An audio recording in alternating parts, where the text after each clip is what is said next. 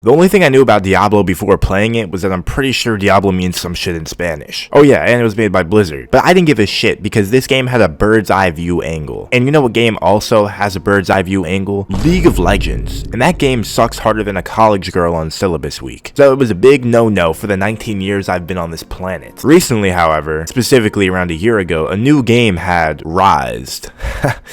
You'll get the joke in a second. V Rising, a vampire multiplayer survival game on Steam. Now this game had me hooked so fast and had me so immersed, I hadn't even realized I was playing an actual bird's eye view game this whole time. This game was fucking lit. And because I enjoyed that game so much, I now respected and understood the value of a bird's eye view game. I actually prefer them in some cases. Still not League of Legends though. Last week I had heard that there was a new open test for Diablo 4's open beta over the weekend. I peeped some quick gameplay and realized how close it looked to V Rising. And I thought, how bad could this game really be? So I installed, and let's just say I've already pre-ordered Diablo 4. The game started with this satanic, low-key scary trailer that, because of Blizzard's godsend CGI animation, actually made me care about the story. Next thing you know, I was choosing between the 5 base starting classes: Rogue, Druid, Sorcerer, Necromancer, and Barbarian. Now don't get me wrong, all these classes sound dope, but there was no way I'm picking anything other than a fucking Sorcerer. I want to feel like I have powers and not swinging some shitty primitive ass sword. And just like that, after a quick download, I was playing Diablo 4.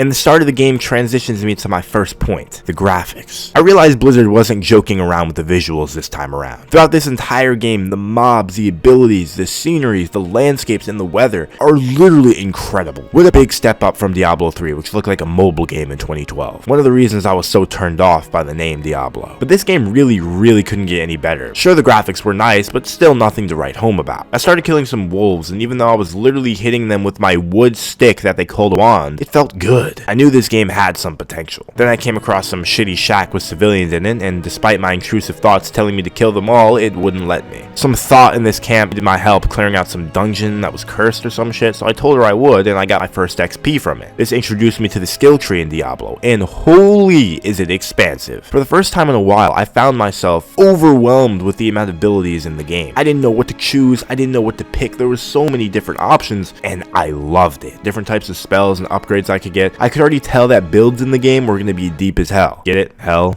Diablo. Anyway, I chose a lightning ability because I thought I was trying to be on that Thor Odinson type timing, so I got a lightning whip, and holy, I was rolling this dungeon, rolling it. Get close to me, zap. Trying to flank me, zap. This combat was actually thrilling and satisfying. During the dungeon, I got a new fireball spell, and I was actually starting to feel like a mage. Eventually, when all my spells were equipped later in the game, I felt like I was really him. This game had the best magic system I've seen since Elden Ring. The amount of spells you can swap and combine allow for such diverse gameplay, and this was only one class in the game. Some spells even work differently. For example, a flamethrower spell can be held down and manually aimed. Some spells are area of effect casts, and some are straight up point and clicks. It's one of those games when clearing enemies is addicting. And that's what I love to hear, because V Rising was that same way. I can't even imagine how some of the other classes operate and feel. This made the combat so much more interesting though, because it's not only about what the abilities do, but how you manually use them. Anyway, I fucked up the boss in the dungeon using my new dope powers and returned to the village to tell the girl I did it. And in exchange, she proceeded to roofie my drink, rendering me unconscious, and attempted to harvest my kidneys in a shed nearby. But fortunately, some dude saved me and we proceeded to massacre the entire village ourselves. Simple payback. Now I was really hooked on this game. This combat was fun and new, and the story actually felt intriguing and something I didn't want to skip cutscenes for. And I wasn't expecting that because I thought this game was just kind of PvE. I didn't think there was weight behind what was happening. Even though sometimes I probably should skip those cutscenes. Some of the satanic shit was kind of fucked up.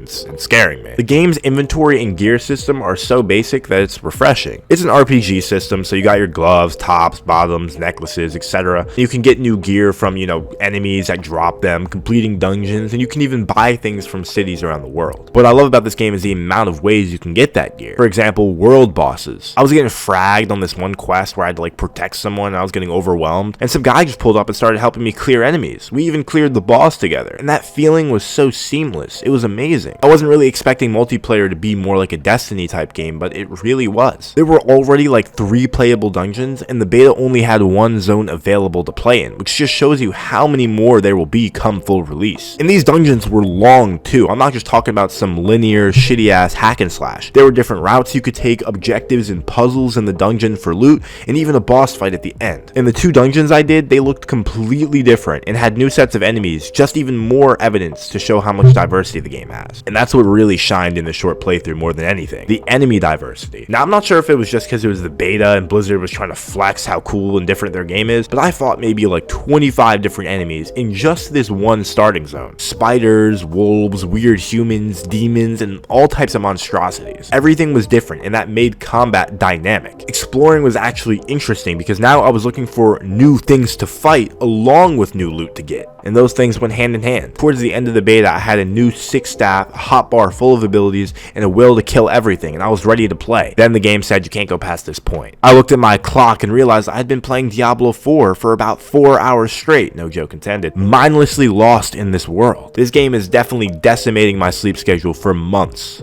when it releases. I only played 1 class and only played in 1 zone for the entire time I played, and yet I was still so eager to play and experience more, and I think that's why Diablo 4 is such a good game. Content, an actual abundance of content. It feels like a complete game even when shrunk for the beta. It feels like there's so much to explore and master even though it was all shrunk for the beta. I stopped myself from playing another playthrough with a different class because I didn't want to spoil too much of the game. I wanted to find out myself through playing when the game releases. But with a good main story, the size of the map, dungeons, side quests that actually have dialogue and feel real instead of useless collect or just stupid XP farming, there was stuff to do all the time, and I can't wait to level up my character more and more and see what other mechanics Diablo 4 has to offer when it fully releases. So yeah, I'm hooked. Diablo is sick, and I'm mad at you guys, my viewers, for not telling me about this game earlier. You guys don't recommend shit to me. I still love you though, so subscribe. This is truly a game that I actually feel a ton of effort went into and they care about, and that's rare for Blizzard these days. So even though I don't know much because I've only played the beta, I am so hyped for what this game has to offer. Guys, I hope you did enjoy this video about me playing Diablo for my first time. If you did, make sure you leave a like, comment, and subscribe for more content like this. Let me know if you'll be buying Diablo or if you'll be passing because Blizzard's a shitty company. Whatever the case is, let me know down below. And as always, I'm Trelo, and I'll see you guys in the next one.